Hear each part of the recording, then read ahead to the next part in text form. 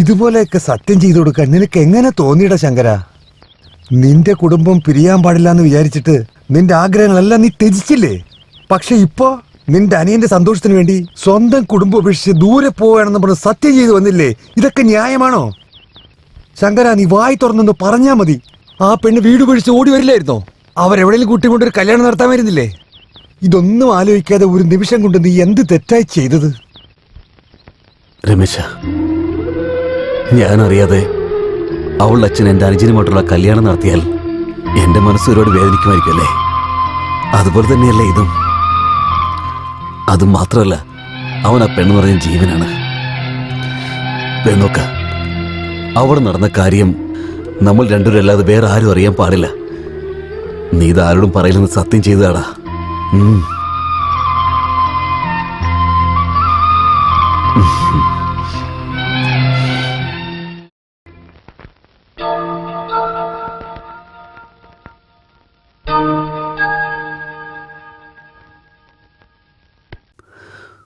സുബ്രഹ്മണ്യ, ദേവരാജ് നിന്റെ കല്യാണത്തിന് സമ്മതിച്ചു. എത്രയും പെട്ടെന്ന് തന്നെ മുഹൂർത്തത്തിന് തീയതി കുറിച്ചിട്ട് പറയാന്ന് പറഞ്ഞു.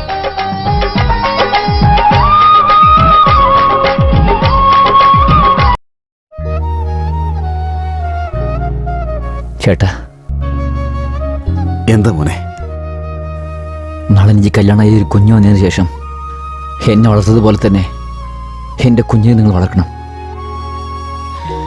നിങ്ങളുടെ അടുത്ത് എൻ്റെ കുഞ്ഞ് വളർന്നാലേ അവന് ശരിക്കുള്ള സ്നേഹം, വാത്സല്യം എന്താണെന്ന് അവന് മനസ്സിലാവത്തുള്ളൂ. നിങ്ങൾ വളർക്കൂ.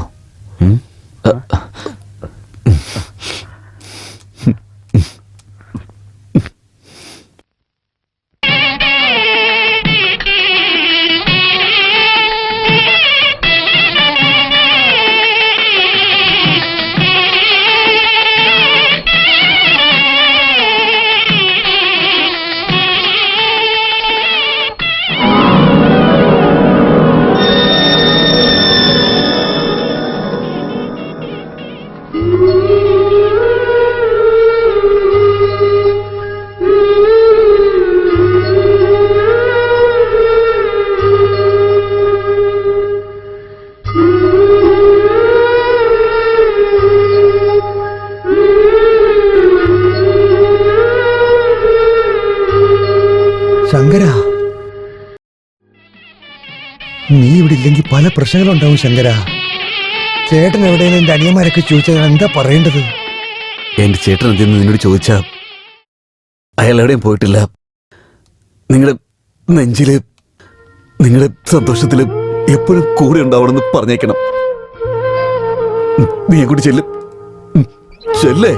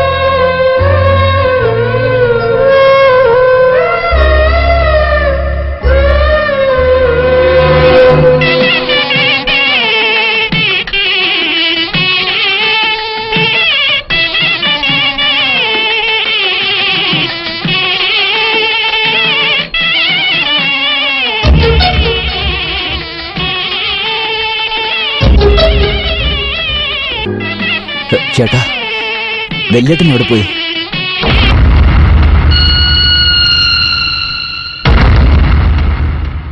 ഇനി നിങ്ങളുടെ ചേട്ടൻ വരില്ല മക്കളെ. എന്തുകൊണ്ട്? അതെന്താന്ന് വെച്ചാല്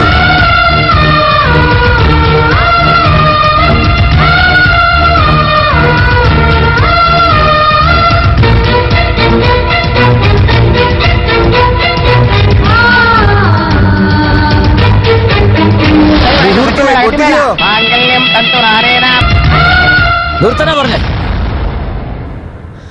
ചേട്ടൻ വരുന്നവരെ ഞാൻ താലി കെട്ടില്ല.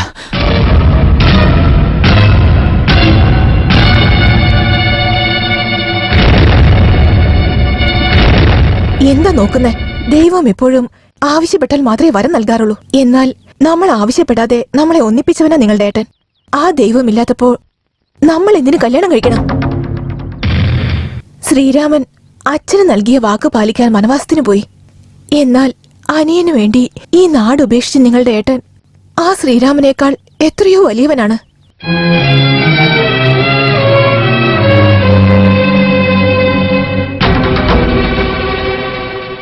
എന്തിനായിരുന്നു അച്ഛാ ഇത്? ചേട്ടനില്ലാതെ അവർക്ക് ജീവിതമേ ഇല്ല. അതുപോലെ അവരില്ലാതെ എനിക്കും ജീവിതമില്ല. എന്റെ നല്ലത് ആഗ്രഹിച്ച നിങ്ങൾ എന്റെ ജീവിതം തന്നെ നശിപ്പിച്ചു കളഞ്ഞിരിക്കാം.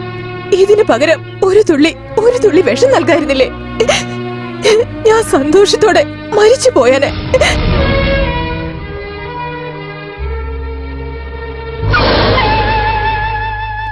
നിങ്ങളെന്തിനമ്മാവ കരയുന്നേ? അവൻ പോയാലെന്താ? ഞാനില്ലേ? കീർത്തിയെ ഞാൻ കല്യാണം കഴിച്ചോളാം. എന്റെ അനിയത്തിന്റെ ജീവിതം നാശം ചെയ്ത് ഞാൻ എന്റെ മോളെ നിനക്ക് തന്ന് ജീവൻ കളയാൻ പറയുവാണോ?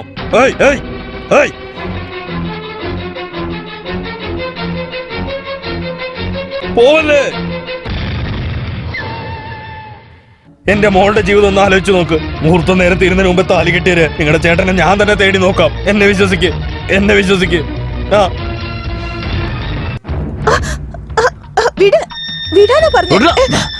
എന്തിനാണ് ശല്യപ്പെടുത്തുന്നേ? വാ മോള്, കല്യാണം കഴിക്കാം. വാ. ദയവേത് ഞാൻ പറയുന്ന കേക്ക്. പ്ലീസ്. അവന്മാരെ തല്ലി ചതക്കടാ. അയ്യോ, എന്റെ മോളെ രക്ഷിക്ക്. നിങ്ങൾ ചേട്ടനെ അന്വേഷിച്ചല്ലേ?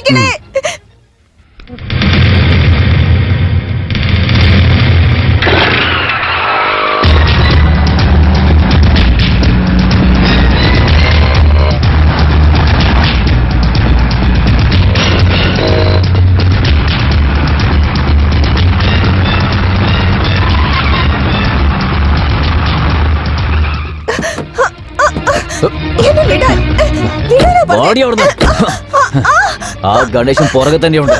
അവൻ ഈ ബെല്ലിന്റെ അകത്ത് ഈ കാലെടുത്ത് വയ്ക്കാൻ പാടില്ല. ഓ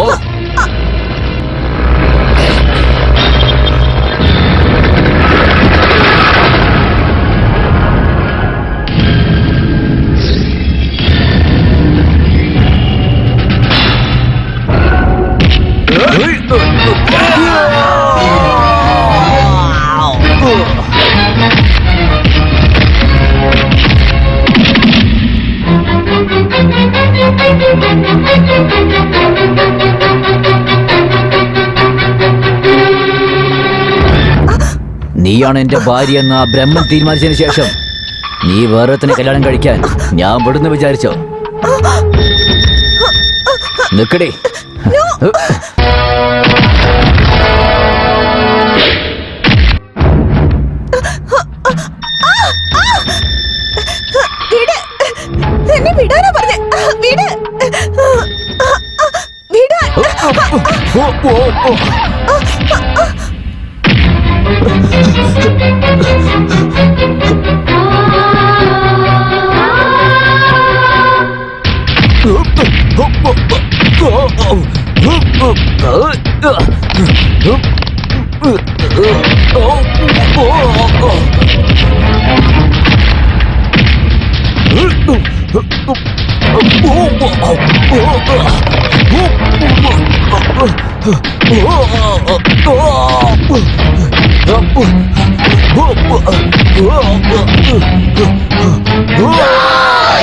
Oh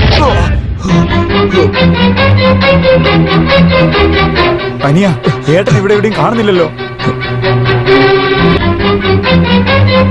ഇപ്പൊ എന്താ ചെയ്യാ നമ്മള്? ചേട്ടാ അവിടെ നോക്കിയേ.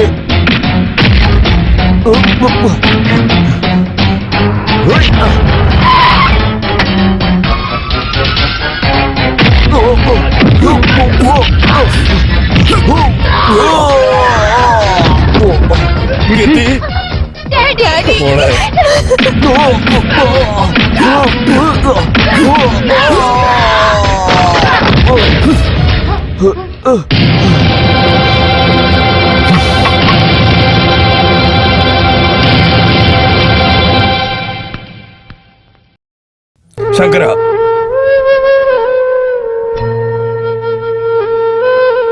അനുജന്റെ കല്യാണം നിന്നു പോകാൻ പാടില്ല എന്ന് കരുതി പറഞ്ഞ വാക്ക് തെറ്റിച്ച് ഞാൻ തിരിച്ചു വന്നു പോയി. ദേവി ഇത് എന്നോട് ക്ഷമിക്കേ. ഞാൻ പോവാണ്. ശങ്കര, നിങ്ങൾ എന്തേ കാണിക്കുന്നേ? നിന്റെ അനിയന്റെ കല്യാണം നിൽക്കേണ്ട നീ പോയി. ഇപ്പൊ ഇവിടെ നീ പിന്നെയും പോയാ ഈ സത്യമായിട്ട് ഈ കല്യാണം വെറും സ്വപ്നമായി പോകും.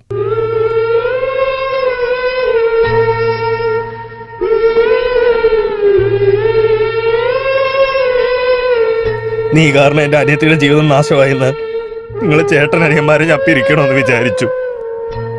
നിന്നെ ഈ നാട് വിട്ട് അയച്ചെന്ന് ഞാൻ ജയിച്ചതായിട്ട് ഓർത്തു. പക്ഷെ നിങ്ങളുടെ ഈ സ്നേഹത്തിന് മുന്നേ, അത് നിങ്ങളുടെയൊക്കെ സ്നേഹത്തിന് മുന്നേ ഞാൻ എന്റെ ജീവിതത്തിൽ തോറ്റുപോയി. ശങ്കര, ഞാൻ ചെയ്ത തെറ്റിന് എന്റെ മകളുടെ ജീവിതം കളയല്ലേ. ദേവി ഇവളെ നിങ്ങളുടെ വീട്ടിലോട്ട് വിളിച്ചോണ്ട് പോയിക്കോ.